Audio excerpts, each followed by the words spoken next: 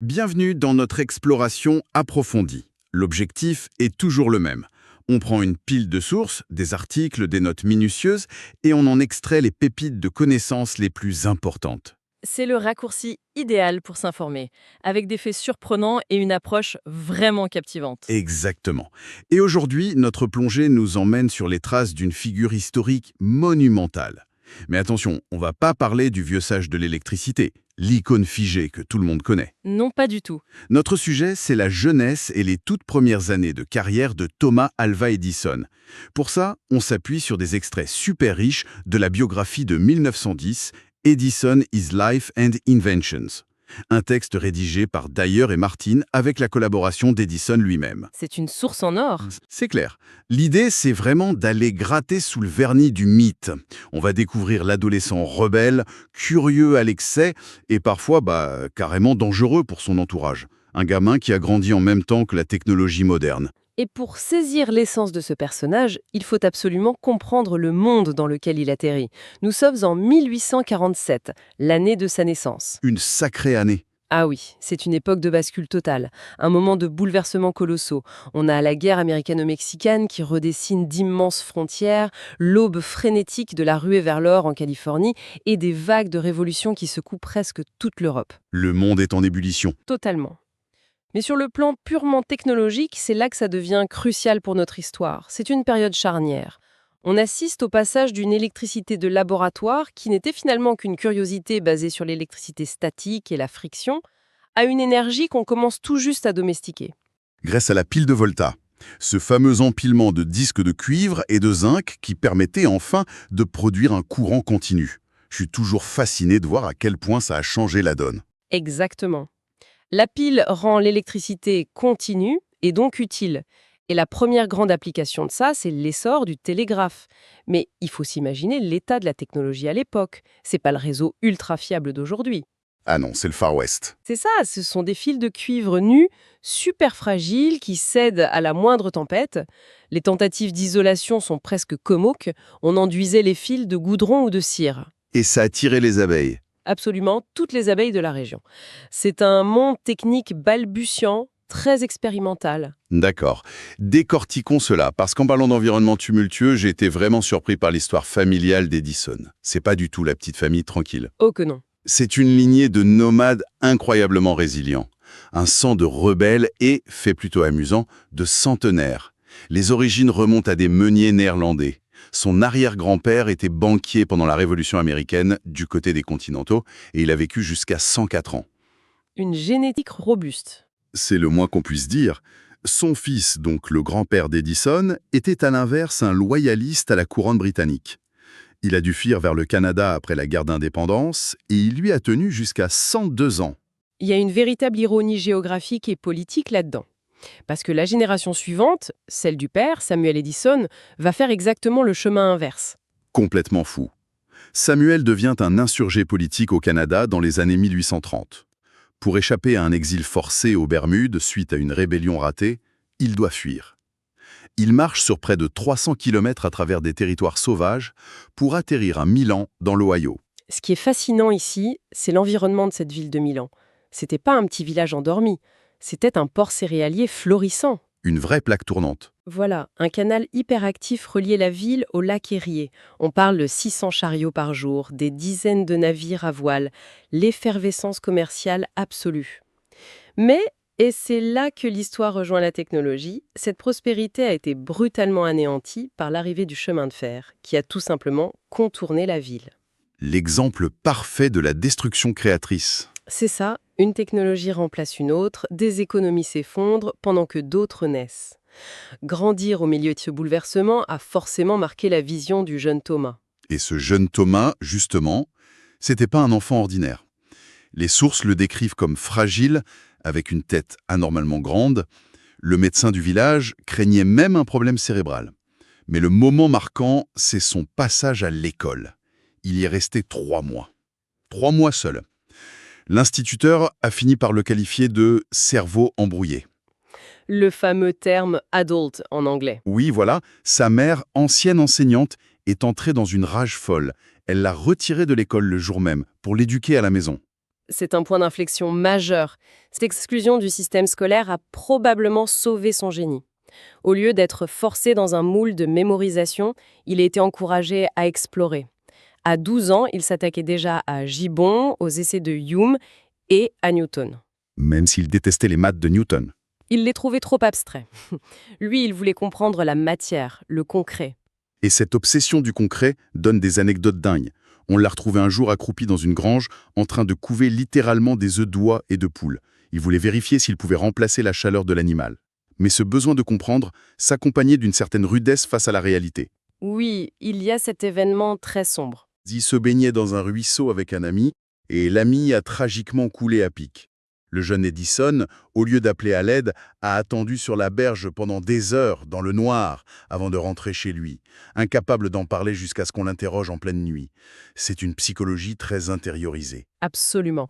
Cette volonté de tester le monde physique par lui-même, parfois sans aucun filtre émotionnel, ça définit toute son existence. C'est une mentalité d'ingénieur poussée à l'extrême.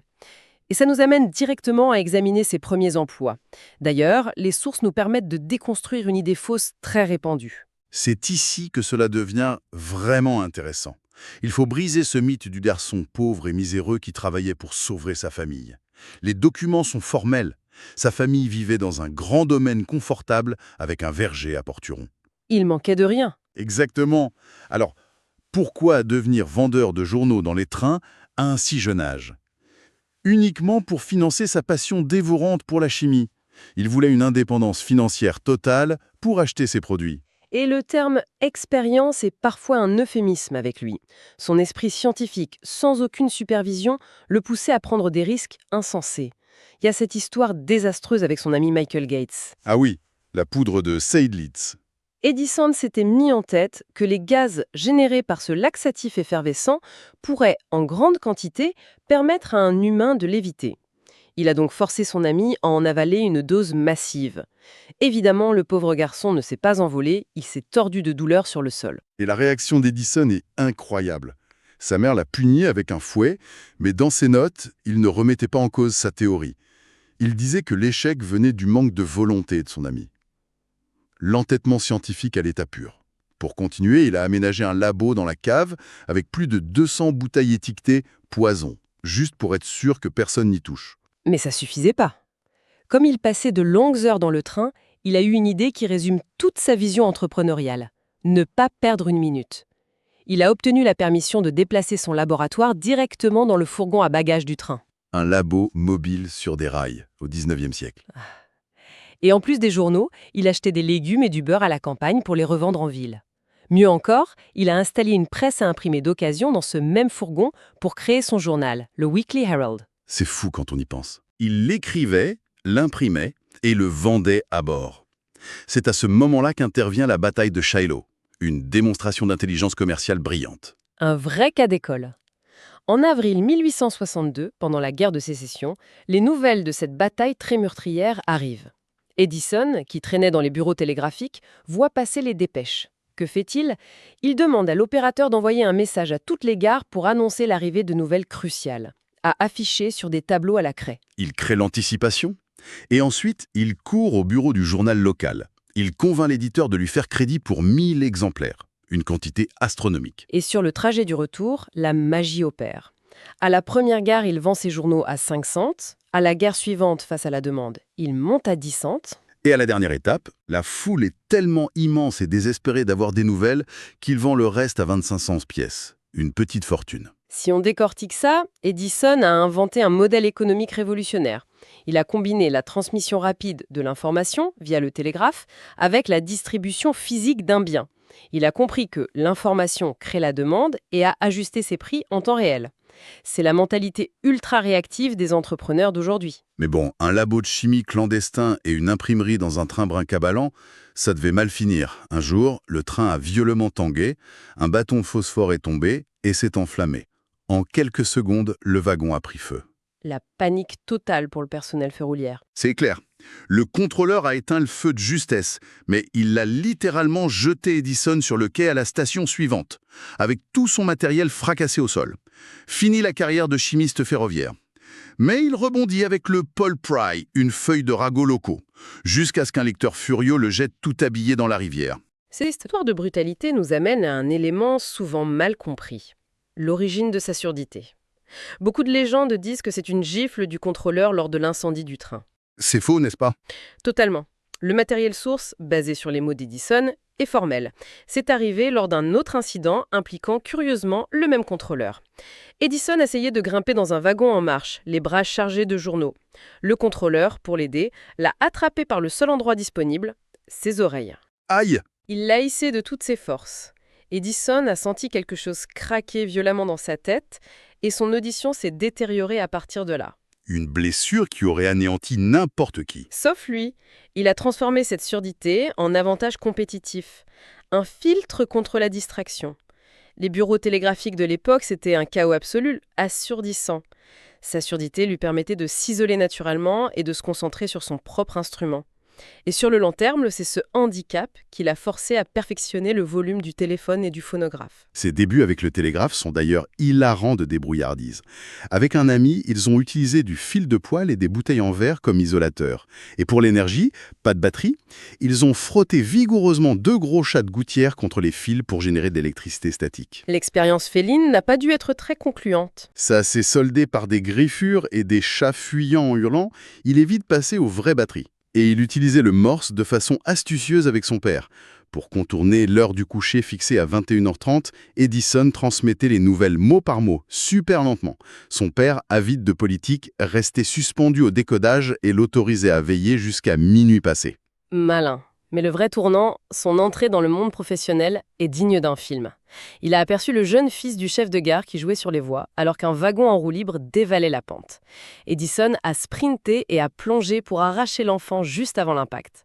En récompense, le chef de gare lui a offert des cours intensifs de télégraphie. Et le timing est crucial, on est en pleine guerre de sécession. D'ailleurs, il faut qu'on précise une chose importante ici. Quand on évoque ces événements, comme le télégraphiste de la guérilla confédérée Morgan ou la censure militaire, notre but est d'être totalement impartiaux. On ne prend parti pour aucune faction, on se contente de rapporter les faits de nos sources sur cet environnement tendu. Tout à fait. Et ce contexte façonne le métier. Les meilleurs opérateurs étaient au front, créant une pénurie civile massive. Les compagnies embauchaient n'importe qui sachant taper du morse. Ça a donné une classe de travailleurs nomades, très indisciplinés, souvent ravagés par l'alcoolisme. C'est dans ce milieu rude qu'Edison évolue, et face aux contraintes, son esprit inventif carburait. Parfois juste par paresse. Quand il travaillait de nuit, il devait envoyer le signal 6 toutes les heures pour prouver qu'il ne dormait pas. Que fait-il? Il bricole une roue crantée attachée à l'horloge. À l'heure exacte, ça envoyait automatiquement le signal, pendant qu'il dormait profondément. Jusqu'à ce que le répartiteur découvre la ruse. Voilà. Et cette désinvolture a failli lui coûter cher. Une nuit, il n'a pas stoppé un train à temps, frôlant la collision frontale. Terrifié, il s'est enfui temporairement au Canada. Mais de cette paresse naissent de vraies avancées. Face aux opérateurs des grandes villes qui envoyaient les dépêches trop vite, il a secrètement inventé un autorépéteur, un système qui enregistrait le signal rapide et le repassait au ralenti. Et son audace face aux éléments. Un hiver, la glace a rompu le câble sous-marin vers le Canada. Edison s'est emparé d'une locomotive et avec la valve du sifflet à vapeur, il a transmis du code Morse par-dessus la rivière gelée. Transformer un train en télégraphe géant. Alors, qu'est-ce que tout cela signifie? Ce pragmatisme absolu. Le bureau de Louisville, par exemple, c'était cauchemardesque. Si l'on relie cela à une perspective plus large, c'est un décor de Far West technologique. Le sol de Louisville était rongé par les fuites d'acide nitrique des batteries. Une nuit, un collègue complètement ivre a renversé le poêle en fonte, puis a fracassé les batteries sur le sol. L'acide a traversé le plancher et détruit les livres de compte de la banque en dessous. L'enfer. Et Edison, qui était très sobre au milieu de cette faune, s'adapte. Les lignes étaient bourrées de fuites de courant, les messages arrivaient de manière hachée. Pour copier ça sans perdre une seconde, il a inventé sa propre écriture verticale, droite, claire, sans aucune fioriture, une vitesse fulgurante et une lisibilité parfaite. L'optimisation face à l'adversité. Et malgré cette discipline, il restait un jeune homme très blagueur. Dans une cave infestée de rongeurs, il a fabriqué un paralyseur de rats relié à la batterie principale. Il a même piégé le bassin d'eau des ouvriers d'un dépôt de locomotive avec une bobine d'induction. Dès qu'il se lavait les mains, l'eau était électrifiée. Au-delà des farces, c'est sa soif de connaissance qui frappe. Une nuit, à 3 heures du matin, un policier le plaque contre un mur, pensant coincer un cambrioleur. En réalité, Edison rentrait chez lui avec 20 volumes reliés de la North American Review, achetés aux enchères. Il n'avait même pas entendu les sommations. Ce travail nocturne lui a offert une éducation politique de premier plan. Il a observé de près le sténographe du président Andrew Johnson. Il voyait comment les discours étaient réécrits, corrigés et restructurés avant d'être envoyés à la presse. Il a compris très tôt comment l'information est manipulée pour forger l'opinion publique. C'est vertigineux de penser que tout ce parcours a failli se terminer sur un coup de tête. Épuisé, il a voulu partir en Amérique du Sud. À la Nouvelle-Orléans, un vieil homme d'origine espagnole l'a supplié de ne pas quitter les États-Unis, lui parlant des opportunités uniques du pays. Edison l'a écouté et est remonté vers le nord. Ses deux amis, eux, sont partis au Mexique et sont morts de la fièvre jaune quelques semaines plus tard. Une rencontre fortuite qui sauve la vie du plus grand inventeur américain. Pour résumer ce parcours, on part d'un enfant prétendument embrouillé, exclu de l'école. Et on arrive à un autodidacte qui a dormi dans des bureaux rongés par l'acide. Qu'est-ce qui retient l'attention? L'éducation d'Edison s'est forgée dans les échecs retentissants et l'observation concrète. Tout obstacle était converti en problème d'ingénierie. Et pour clore cette analyse sur une pensée véritablement révélatrice, revenons sur sa surdité. Si l'on y réfléchit d'un point de vue cognitif, cette infirmité a peut-être été le moteur fondamental de son génie. S'il avait eu une ouïe parfaite, il aurait perçu le son comme une expérience auditive fugace. Mais parce qu'il était presque sourd, il a dû aborder l'acoustique comme une force mécanique. Une vibration palpable? Exactement. Une pression de l'air qu'il pouvait sentir en mordant le bois de son laboratoire. C'est cette conceptualisation mécanique qui lui a permis d'imaginer qu'une aiguille sur un diaphragme pouvait graver des ondes sur un cylindre, l'invention du phonographe. Cela soulève une réflexion fascinante. Dans quelle mesure nos plus grandes vulnérabilités ne sont-elles pas, en réalité, des filtres perceptifs uniques nous permettant d'interagir avec les lois de la nature d'une manière que personne d'autre ne peut concevoir? Voilà une perspective qui change tout. Gardons cet esprit curieux pour continuer d'explorer les racines de l'innovation.